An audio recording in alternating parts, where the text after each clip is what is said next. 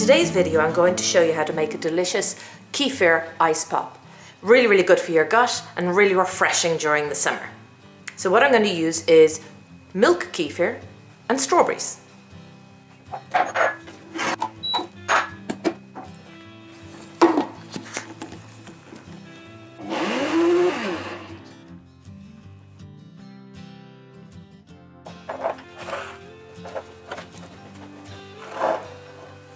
So I have here my strawberries and my milk kefir mix.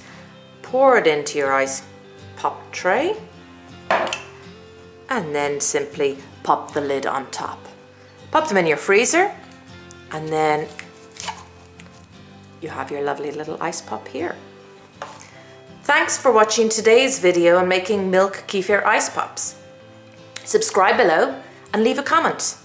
And why not check out my other videos, like how to make the milk kefir for these ice pops, or recipes like making sushi.